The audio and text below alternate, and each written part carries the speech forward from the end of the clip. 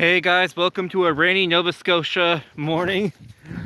So I just found out about some old news that I thought I would talk about. So, as most of you know, Michael Voris has stepped down from Church Militant Media like a month ago. I know, I'm only finding out it now, and I thought I'd just share some of my thoughts with it on the matter. So, for those of you who don't know, again, spoiler, this is like kind of like adult content. If you got kids watching, send them out of the room right now. Send them out of the room. But yeah, okay, they're gone. Good. Yeah, basically he was caught sharing shirtless pics to other guys working there. Highly inappropriate, especially in a church context. Now, Michael Voris has never been. He's never pretended that he has a perfectly squeaky clean past. He's been open about how he lived a homosexual lifestyle for many years, lived way outside the church and stuff like that, and that's never been, even when he was apparently in a seminary at one point. And he's never lied about that. He's been quite open about his past, so no shock. No shock there. No shock there. But yeah, but that being said, he did he did at least appear to have come back to the Catholic Church, and he did do a lot of good work. So I thought I'd give my thoughts on kind of what happened. Again, these are my own opinions, just a theory, just my own theories. As someone who deals with a lot of like stressors, with like New Agers in the church, corruption in the church. And also, I as someone who did at least once speak with him online about corruption in the church and in the SSPX, he did do an expose, and I'm SSPX myself. Definitely disagree with him on whether or not the SSPX is legitimate or not. I'm pro SSPX, he's not. But this is one thing I want to say for Michael Voris, in Michael Voris's favor. He did do a lot of good, actually. However you want to cut it, whatever you think of some of his comments, whatever you think of his comments towards SSPX, towards whatever you think of his comments on Judaism, what do you think of anything else he said? One thing he did do the following. He did shine a light on moral corruption in the Catholic Church hierarchy, and he gave Catholics who did love their faith genuinely a platform where they felt like, hey, I can be a Catholic. I'm not okay with this, and I don't have to have either the world or sleazy church members of the hierarchy telling me I have to choose between loving my faith and finding that this stuff is messed up. I can still love my faith, and he did that, and he did it well. And yeah, even with his criticism of the SSPX, I saw his documentary a while ago, and I cannot comment on the truth or falsehood of any of the claims there. I've literally not been following it. Like, I don't know the priests involved. Like, SSPX is a big organization, and it was like 2 or 3 priests in a country I've never been to, with people that I've never met. And yeah, even in that, look, in the Catholic faith, even Orthodox believers can fall.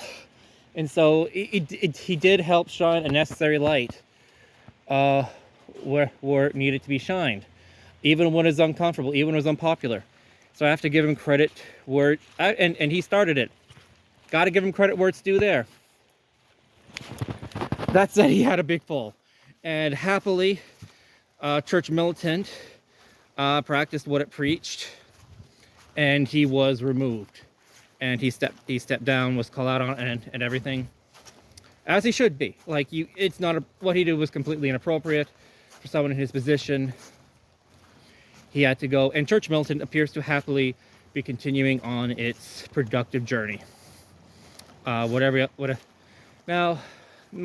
for my thoughts on what happened to Voris.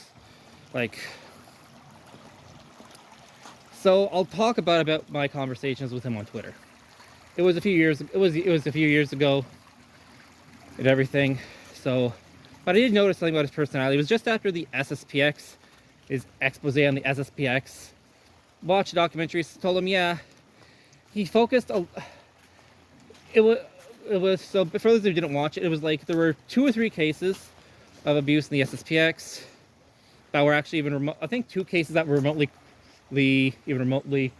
credible, and there was a whole lot of things that that were totally innocent, like a woman, a husband and wife, they can't get the husband and wife, they don't get along, so they separate, and the priest goes visiting her for dinner every day, like and the priest is go visiting the woman's house for dinner now, like they're friends. Like, that's not inappropriate. You're reading too much into a situation. And he also went on endlessly about how, oh, the SSPX is in schism, which, okay, here's the thing, what I don't like about it.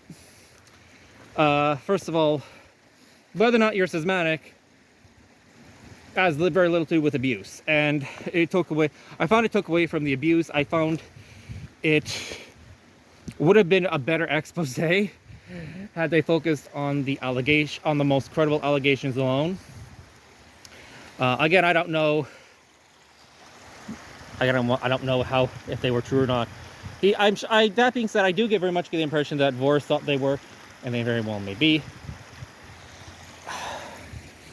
And it was needed, but like I talked about him about it, and he came across as very cocky. Oh, SSPX is this and that, SSPX is that. Oh, it's bad. Like I said, well, therefore you should leave SSPX, and therefore they're schismatic because they're doing these things. I point out to him, like, okay, then if that's the case, then who do you receive the sacraments from? I basically told him, like, the entire modern hierarchy, there's a lot of bad stuff in the modern hierarchy, that circle, and they're doing all these same things. Even more. So it's not a good argument. Otherwise, you'd have to otherwise you'd have to be consistent. You couldn't attend your own church anymore. He didn't really like it, and we would argue back and forth. Kind of ended up in a stalemate on the status of the SSPX. But I very much got the impression that, and I actually told him this, that he was getting worn out. Look, the fact he in his apostolate, he basically, his entire apostolate was based around dealing with the worst of the worst in the church, in both the mainline modern Catholic Church and the traditionalist world, every second of every single day. And looking at forwarded emails, reading them, publishing them, and trying to find the dirt everywhere he could get. And look, it's a job that needed to be done, and still needs to be done, unfortunately, and probably always will be. We're human beings. Church militant on earth is made of human beings who sin, and you need people to hold them to account. Yes, including priests, unfortunately. But it was his whole life. Like with Dr. Taylor Marshall. He calls out Vatican II hierarchy all the time. That said, if you look at what he does, he also does talk about other things as well. He talks about Dr. Taylor Marshall talked about the Juniper site, how it's Noah's Ark, which, spoiler, it's not. But it shows that there is more to his apostolate than just what's going on that's wrong in the church. And it's something that I've noticed as well. Like, one of the reasons I stopped attending the Novus Ordo Catholic Church was when SSPX is that I don't want to deal with the modernist nonsense all the time. I don't want to deal with the constant allegations of abuse every single second of every single day. And it is over the top. Like I never felt spiritually renewed going to a modern Catholic church, because like every Sunday was a battle. Every time I went, it was like I was not going to the church that I believed in. I went to a religion that was a farce of what I believed in and mocked it. I did not feel renewed. I go to SSPX, I feel down that I don't get to go often. Yeah, don't get, yeah, don't get me, there are occasional problems, but look, look, the fighting I have when I go to SPX is about how to do the church banquet. It is not about the faith. It is not about abuse of the liturgy. When I do hear these horrible allegations, they're usually like they're usually half a continent away, and part two is like another side of the world away, and they're priests who I really never met, and probably never would have met. It is much better, and has been much better for me spiritually. And I can focus on living my faith. Like, that's actually one of the reasons why I did not hear about the Voris falling, is because I'm not in that world of the bickering anymore. And it's SSPX has helped me get away from it. I do need to comment on it. I do need to deal with it and talk to people about it. Especially like with the recent comments by Pope Francis. Stay tuned. I'm going to make a video about that soon. Actually, a few videos. But like, I can focus at SPX dealing with my faith on a daily, and focus on what does God teach, what does the Bible say. It's something that traditional Catholics can do. They need to start doing better, but it is doable in the context of an SSPX chapel and world, and in the world. Yeah. So basically, my thoughts on why. Also, so why do we think Voris fell? A chunk of it was basically, look, I think he wore himself out spiritually. At least that's a part of it. Like, I guarantee there are other factors at play, 100%. But I guarantee he wore himself out mentally and spiritually. He saw corruption.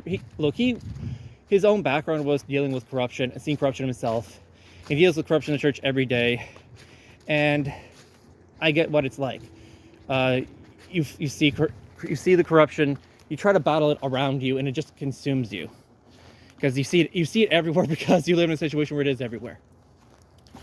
And you stop focusing on your own sins. And it just demoralizes you. Your mental strength to resist sins and temptations goes down. And I told him, like, you need to take a break. Take a break, like, for a few months every now and again from the vortex. Let someone else do it from Church Militant TV, because, like, it is going to, I told him, it's going to wear you out. It's going to take you down. You're doing good work. I disagree with a lot of your positions on some stuff, but you are doing good work. Appears he did not take my advice. But yeah, so there are things I think we should learn from it. So what are some of my pieces of advice to you guys? First of all, we do need to call out moral and theological corruption in the church. Yes, even among traditional Catholics when it happens, and it will happen. That said, especially, I'm saying this to especially among my fellow traditional Catholics watching this. Look, we cannot get ourselves in the habit of seeing corruption everywhere. We cannot see battles all the time. I've seen good priests. Actually, this is one. I won't name a name of a traditional priest who kind of went with the resistance. He and the district superior basically had a fight. I remember I went to his mass and he gave a sermon as to why he did the whole fight. And honestly, it was like, you two separated over that. He was a good priest. He gave great sermons. He tried to do a lot. But like, both them and the district superior, in my opinion, they're just so used to dealing with corruption in the modern church and how to get it precise all the time, that it's the only thing they start seeing. And so they broke up, they split up. And so this priest, who was a good man, I hope a good man again, he kind of started getting more and more egotistical. He saw the enemy everywhere, it seems. It seems to start seeing it everywhere, in my opinion. And he, because he has a position of authority, he was the one whose job was to fight all this, it seemed. And because of his position, he started bullying people, being horrible to people, and he just wanted his, end up with like just wanting his own little petty cult, basically. And I'm going to be honest with you, I've seen that temptation too. I'd be lying. It's one of the reasons I personally would not become a priest. I would not become a priest because of that temptation. It's hard enough being layman, but yeah, it's a temptation for all traditional Catholics, even laity. We are so battle scarred dealing with the modernists that we say ever. But so, what should we do? For starters, learn to not take yourself so seriously. Don't take yourself so seriously. Go to, like, one of the things I think it's good to do is, like, honestly, I think we need more water wars and bonfires in churches, at Latin Masses, and at the SSPX chapels. We need to spend more time focusing on that. More time evangelizing Protestants. I mean positive, encouragement, happy Bible study evangelism, and being nice with them. I don't mean ecumenism, I mean being nice, kind, and inviting to Latin Mass to get them to convert. Who cares? And stop thinking, oh, the Novus Ordo is terrible, there's nothing we can do. We need to stop focusing on the Novus Ordo. They're crazy, they want to be crazy. God bless them, they want to convert, happy to help them. Call them out as needs be, just so everyone's clear where we stand and where they stand, that they're fake. Then once the job's done, go start our own parishes, live our own lives. We need to mortify ourselves. Like, for us as traditional Catholics, little fun events with family and these little acts of charity to the needy and the poor, etc. These are acts of mortification for us. Take a break. Like, look at it. When you talk about the church and the hierarchy, is it all about the corruption that's going on? Is that your entire ministry? Is that your entire apostolate? Is that all you're doing is fighting the modernism of the church? It's a great work, but it does destroy you, it does consume you, and the scruples of loyalty just get you down. Like, but yeah, Voris is just another person, in my opinion, who the battles of being a modern day traditional Catholic just got to him, is my opinion. Like, I met priests who were great, well-balanced individuals, and over years of stress, they either stop believing their faith and become cynical modernists, for whom the Pope can do no wrong, who are okay with these acts of abuse in the church hierarchy and snap at anyone who challenges them otherwise, or they end up like that, or they end up like Michael Voris, which is. It's kind of like a big reason why I go SSPX. I don't follow what's going on with Pope Francis or what he's doing. He's false. When people say, what do you think of Francis and this and that, holy sorrow, like, so yeah, I agree. What? Yeah, I'm a sedevacantist. I'm an SSPXer. I'm one of those things. I don't believe in this nonsense. Or maybe if you're not, maybe I'm more of an SS or trad Cath in general, or whatever. Like, I make that clear. Like, and I don't defend anything that he says and does. No, I think he's wrong. And I'll explain my positions. Usually they try to explain me what my position really is. As a traditional Catholic, and I say, like, no, I'm not mainline Catholic. I don't claim to be mainline Catholic. The mainline Catholic Church is a fake post-Vatican II creation in the 1960s and 70s.